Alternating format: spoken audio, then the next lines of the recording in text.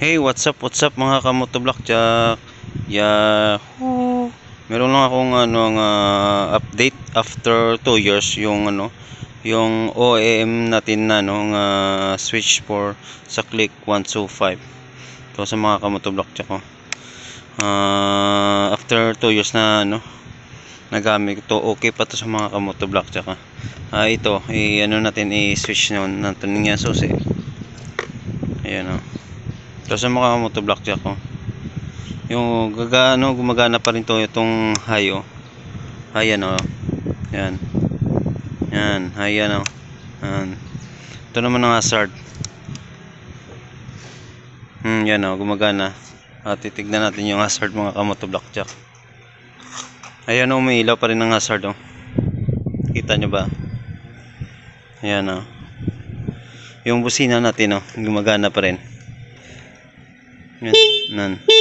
Yan, gumagana pa rin yung hazard at saka yung busina natin. At saka meron siyang patay natin ng hazard. Meron pa rin ng flash. Ayan blink blink. Signal light. Left and right. Ayan, gumagana pa rin mga kamotovlog. After 2 years nagamit ko to, ulan init, gumagana pa rin yung switch natin. Wala akong masabi dito sa brand na tong OEM ng lang sa DIY lang tong mga kamotovlog. Nabili ko sa sa Shopee para sa comment section link. Yan sa baba, sa comment section link. Ara sa baba mga kamotovlog. Yung yung handle switch for Click 125. Yan. Ko na to mga motor na gamit ko na to pang long ride, walang problema yung switch natin at saka hindi pa to mababasa, madali mabasa ang mga kamotovlog kahit nababad sa ulan. Okay to mga kamotovlog. Ayan almost 2 years. Kasi merong subscriber natin nag-update kung ang update daw ko sang OEM switch natin. Ito na sa paro ito sa mga motor. Yan sa ito na paro. Shoutout sa iyo para. Ito na yung ang update natin about sa OEM switch after 2 years. Mahigit 2 years mga kamotovlog yung nagamit ko yung yung OEM switch natin. Gumagana pa rin mga kamotovlog. Tsaka yan parang bago pa rin ayan ay yung busina, itong signal light left and right.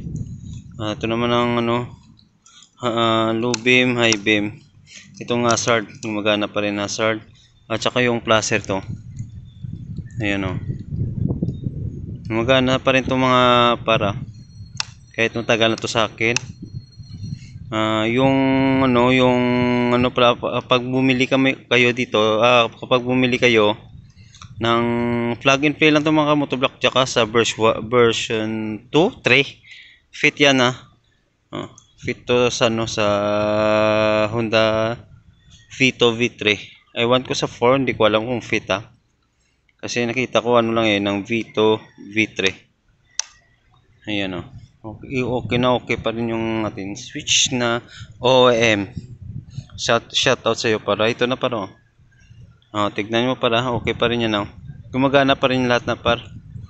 Ito na, ipakita ko ulit sa iyo para yung natin sa high beam.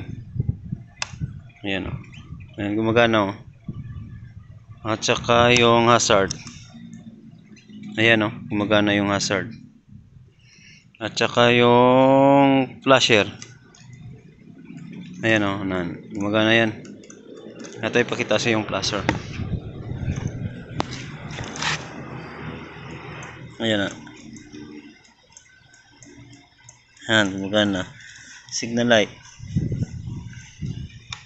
Ayan. Yung hazard. Ayan ito na gumagana pa rin.